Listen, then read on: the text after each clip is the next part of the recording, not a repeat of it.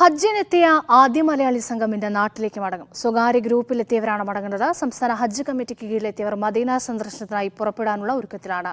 കബക്കരിയെത്തി വിടവാങ്ങൽ പ്രദക്ഷിണം നടത്തിയാണ് ഹാജിമാർ നാട്ടിലേക്ക് മടങ്ങുന്നത്. ഹജ്ജ് ആരംഭിച്ചത് മുതൽ ഇതുവരെയായി 15 മലയാളികൾ വിവിധ കാരണങ്ങളാൽ മരിച്ചിട്ടുണ്ട്. ഹജ്ജിനായി പ്രൈവറ്റ് ഗ്രൂപ്പിലുള്ള ഹാജിമാരാണ് ആദ്യം മക്കയിലെത്തിയത്. ഇവരുടെ മദീന സന്ദർശനം ഭൂരിഭാഗവും ഹജ്ജിന് മുന്നേ പൂർത്തീകരിച്ചിരുന്നു. സംസ്ഥാന ഹജ്ജ് കമ്മിറ്റിക്ക് കീഴിൽ 18,000-ലേറെ ഹാജിമാരാണ് ഇത്തവണ ഹജ്ജിനെത്തിയത്. സ്വകാര്യ ഗ്രൂപ്പിലെ ഹാജിമാർ ഇന്നു മുതൽ മടങ്ങും. ദുൽഖഅദ് 1 മുതൽ പുറപ്പെട്ട ഹാജിമാർ 20-25 ദിവസത്തോളം മക്കയിൽ താമസിച്ച് 10 ദിവസം മദീന പൂർത്തിയാക്കി. മീന, അറഫ, മുസ്തലിഫ പൂർത്തിയാക്കി നാളെ മുതൽ സ്വകാര്യ ഹജ്ജ് സംഘങ്ങൾ പുറപ്പെടുന്നു. ഇപ്പോൾ 50 ആൾക്ക് ഒരാൾ അല്ലെങ്കിൽ 1-2 പേരെ വെച്ചിട്ട് 1.5 പേരെങ്കിലും അമീറായിട്ട് കൊണ്ടാണ് ഈ സ്വകാര്യ അല്ലാത്ത മേഖലയിലെ മുഴുവൻ ഗ്രൂപ്പുകളും വരുന്നത്.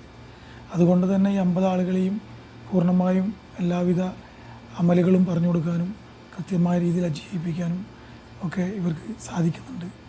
ഇപ്പോൾ ഹജ്ജ് കമ്മിറ്റിയും പ്രൈവറ്റും തമ്മിലുള്ള അന്തരം വളരെ കുറവാണ്. ഇന്ന് രാത്രിയോടെയാണ് ആദ്യ സംഘം മക്കയോട് വിട പറയുന്നത്. വർഷങ്ങളോളമായിട്ടുള്ള ഒരു സ്വപ്ന സാക്ഷാത്കാരം ഇവിടെ പൂർത്തീകരിക്കപ്പെടുകയാണ്. നിരന്തരമുള്ള അള്ളാഹുവിനുള്ള പ്രാർത്ഥനയുടെ ഫലമായി ഇവിടെ എത്തിച്ചേരാനുള്ള ഭാഗ്യം ഉണ്ടായി. ഇന്ന് 3-ാമത്തെ ദിവസമായ 3 ജംറകളും കല്ലെറിഞ്ഞ് ഇപ്പോൾ മക്കയിലേക്ക് പോകാനുള്ള തയ്യാറെടുപ്പിലാണ്. വിദാഇന്റെ തവാഫിന് വേണ്ടി പോകാനുള്ള തയ്യാറെടുപ്പിനായി നിൽക്കുകയാണ്. വിടവാങ്ങൽ തവാഫ് നിർവഹിച്ചാണ് തീർത്ഥാടകർ മടങ്ങുക. ചൂട് ഹജ്ജിൻ്റെ കർമ്മങ്ങൾ നിർവഹിക്കാൻ ഒരു പ്രശ്നമായിട്ട് തോന്നിയിട്ടില്ല. ചൂട് അല്ലെങ്കിൽ മുസ്തലിഫയിൽ നിന്ന് ഞങ്ങൾ മിനായിലേക്ക് നടന്ന് ഇതൊന്നും ഒരു ബുദ്ധിമുട്ടായിട്ട് നമുക്ക് തോന്നിയിട്ടില്ല. അതൊക്കെ ഇതിൻ്റെ ഒരു ഭാഗമായിട്ട് ഞങ്ങൾ ആ ഒരു സ്പിരിറ്റോട് കൂടി തന്നെയാണ് അതൊക്കെ നിർവഹിച്ചിട്ടുള്ളത്. ചൂടൊന്നും ഒരു പ്രശ്നമായിട്ട് ഞങ്ങൾക്ക് തോന്നിയിട്ടില്ല. മെയ് 15-നെത്തി 37 ദിവസം മക്കയിലും മദീനയിലുമായി താമസിച്ച ശേഷമാണ് ഹാജിമാർ മടങ്ങുന്നത്.